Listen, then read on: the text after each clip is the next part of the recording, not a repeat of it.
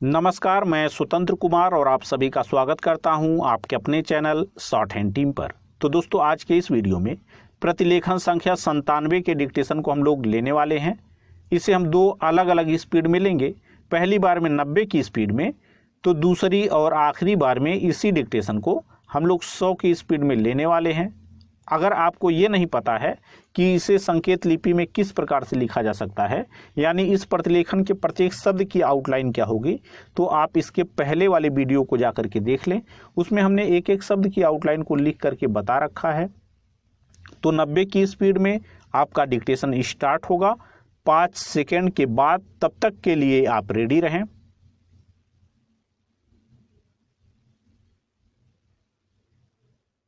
Start. महोदय, पंजाब के संबंध में मुझे यह कहना है कि अभी कुछ दिन पूर्व वहाँ पर भाषा का प्रश्न उत्पन्न हुआ। मेरा अपना विचार है कि जब भाषा के आधार पर पंजाब का विभाजन हो गया तो आज पंजाब की भाषा पंजाबी है और यह पंजाब के लोगों को निर्णय करना है कि वह पंजाबी किस लिपि के अंदर लिखी जाए। लेकिन एक बात मैं पंजाब की सरकार से आपके माध्यम से निवेदन करना चाहता हूं कि आज जब पंजाब के अंदर 45% लोग इस प्रकार के हैं जो यह कहते हैं कि हमारी अपनी मातृभाषा हिंदी है, तो पंजाब की सरकार को अल्पसंख्यकों की भाषा को संरक्षण देने के नाम पर दूसरी भाषा के रूप में हिंदी को मानने में किसी प्रकार की कोई आपत्ति नहीं होनी चाहिए।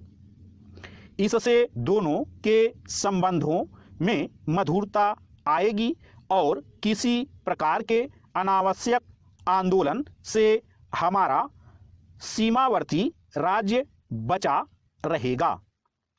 जहाँ तक लिपि का संबंध है, लिपि के संबंध में मैं बलपूर्वक किसी लिपि को समाप्त करने के पक्ष में नहीं हूँ।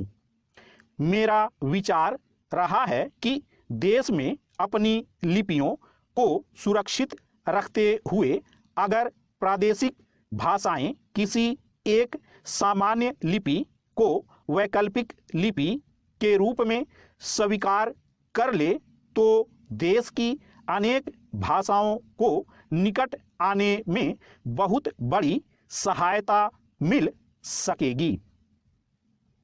अगर पंजाब के लोग भी इसी आधार पर विचार कर सकें तो मैं समझता हूं कि यह पंजाबी भाषा के हित में और देश की एकता के हित में होगा।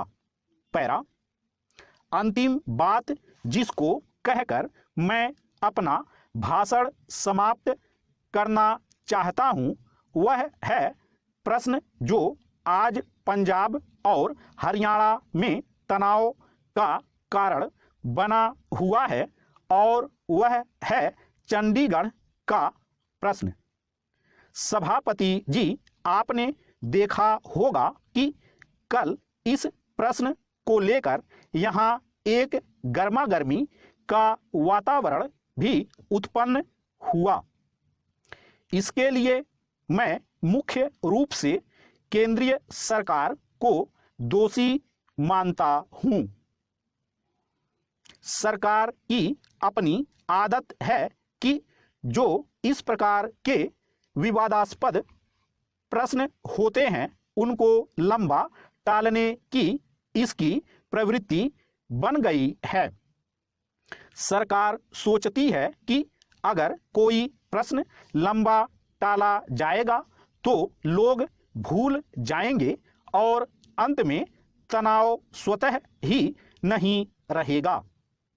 इतिहास इस बात का साक्षी है कि जिस जिस प्रश्न को सरकार ने टालना चाहा, चाहे मैसूर महाराष्ट्र का सीमा विवाद का प्रश्न हो, गोदावरी या कृष्णा के जल का झगड़ा हो। स्टॉप। दोस्तों, इसी डिक्टेशन को दूसरी बार में हम लोग 100 की स्पीड में लेंगे, लेकिन उसके पहले अगर अभी तक आपने हमारी शॉर्ट हैंड टीम ऐप को डाउनलोड नहीं किया है तो आप ऐप को डाउनलोड कर सकते हैं, क्योंकि रामधारी सिंह गुप्ता खंड 2 की जितनी वीडियोज हमारी आने वाली हैं वो सारी की सारी वीडियोज आपको ऐप में ही मिलेंगी। और रामधारी सिंह गुप्ता सीरीज के अलावा बहुत से कोर्सेज आपको हमारे ऐप पर ही मिल जाएंगे, तो आप चाहें तो ऐप को डाउनलोड कर सकते हैं। तो 100 की स्पीड में आपका डिक्टेशन स्टार्ट होगा 5 सेकेंड के बाद। तब तक के लिए आप रेडी रहें।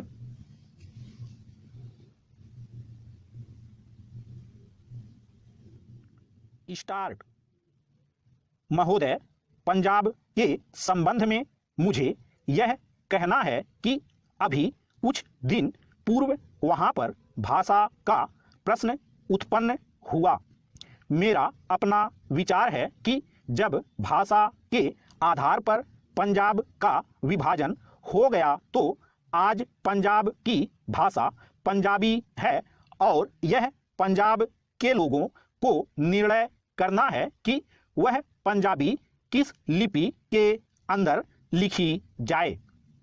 लेकिन एक बात मैं पंजाब की सरकार से आपके माध्यम से निवेदन करना चाहता हूं कि आज जब पंजाब के अंदर 45% लोग इस प्रकार के हैं जो यह कहते हैं कि हमारी अपनी मातृभाषा हिंदी है, तो पंजाब की सरकार को अल्पसंख्यकों की भाषा को संरक्षण देने के नाम पर दूसरी भाषा के रूप में हिंदी को मानने में किसी प्रकार की कोई आपत्ति नहीं होनी चाहिए।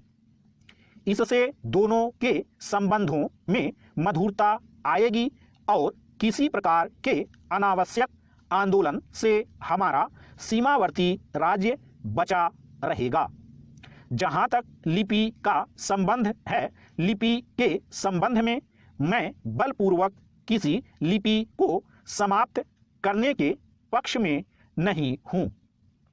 मेरा विचार रहा है कि देश में अपनी लिपियों को सुरक्षित रखते हुए अगर प्रादेशिक भाषाएं किसी एक सामान्य लिपि को वैकल्पिक लिपि के रूप में स्वीकार कर लें तो देश की अनेक भाषाओं को निकट आने में बहुत बड़ी सहायता मिल सकेगी। अगर पंजाब के लोग भी इसी आधार पर विचार कर सकें तो मैं समझता हूं कि यह पंजाबी भाषा के हित में और देश की एकता के हित में होगा। पैरा।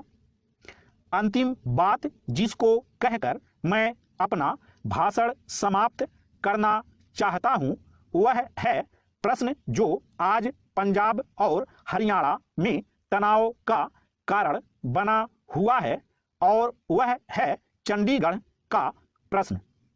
सभापति जी, आपने देखा होगा कि कल इस प्रश्न को लेकर यहाँ एक गर्मागर्मी का वातावरण भी उत्पन्न हुआ।